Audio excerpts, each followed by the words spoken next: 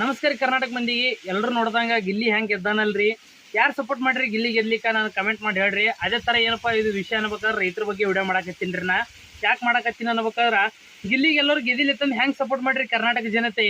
ಅದೇ ಥರ ನಾವು ರೈತರು ಸ್ಟ್ರೈಕ್ ಮಾಡಿದಾಗ ಕಬ್ಬಿನ ಬೆಲೆಗೆ ಯಾಕೆ ಸಪೋರ್ಟ್ ಮಾಡಿಲ್ಲ ನೀವು? ಈ ಥರ ನಮಗೆ ಈ ಥರ ನೀವೇನಾದ್ರು ಸಪೋರ್ಟ್ ಮಾಡಿದ್ರಂದ್ರೆ 3500 ಪ್ರತಿ ಒಂದು ಟನ್ನಿಗೆ ತೊಗೋತಿದ್ದೇವ್ರಿ ನಾವು. ಈಗಂತರೂ ಬೆಳೆದಿದ್ದ ನಾವು ಬೆಳೆದಿದ್ದ ಬೆಲೆಗೆ ಒಂದು ಬೆಲೆ ಕೇಳಿದ್ರೆ ನೀವು ಕರೆಕ್ಟ್ ಬೆಲೆ ಕೊಡಲಾಗಿರಿ. ನಮ್ಮ ಸರ್ಕಾರ ಆಗಲಿ, ನಮ್ಮ ಯಾರ್ರಿ ನಮ್ಮ ಕಾರ್ಖಾನೆದವ್ರಾಗಲಿ ಯಾರು ಒಂದು ಬೆಲೆ ಕರೆಕ್ಟಾಗಿ ಕೊಡಾಕತ್ತಿಲ್ರಿ. ಹಿಂಗಾದ್ರೆ ರೈತರ ಪರಿಸ್ಥಿತಿ ಭಾಳ ಗಂಭೀರ ಆಗ್ಲಕತ್ತರಿ. ಮತ್ತು ನೀವು ಹೇಳಿದ ಪ್ರಕಾರ ರೈತರಿಗೆ ಎಷ್ಟು ಹೇಳಿದ್ರಿ? 3500 ನಾವು ಕೇಳಿದೆವು, ನೀವು 3300 ಕೊಡ್ತೀನಿ ಅಂತ ನೀವು ಅಲ್ಲಕತ್ತಿದ್ರಿ ಬೆಳಗಾವಿದಾಗ.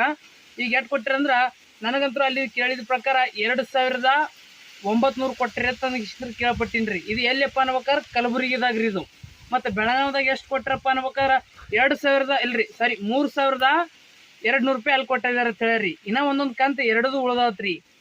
ಮತ್ತು ಗುಲ್ಬರ್ಗದಾಗ ಎಷ್ಟು ಕೊಡ್ಲಿಕತ್ತಾರಂದ್ರೆ 2900 ಐತ್ರಿ. ಇನ್ನೊಂದು ಕಂತಿಗೆ 100 ರೂಪಾಯಿ ಕೊಡ್ತಾರತ್ತ. ಅಂದ್ರೆ ಇಲ್ಲಿದು ಒಂದು ಟನ್ನಿಗೆ ಎಷ್ಟಪ್ಪ ಅನ್ಬೇಕಾರೆ 1000 ಲೆಕ್ಕ ಮಾಡಿ ಬರೀ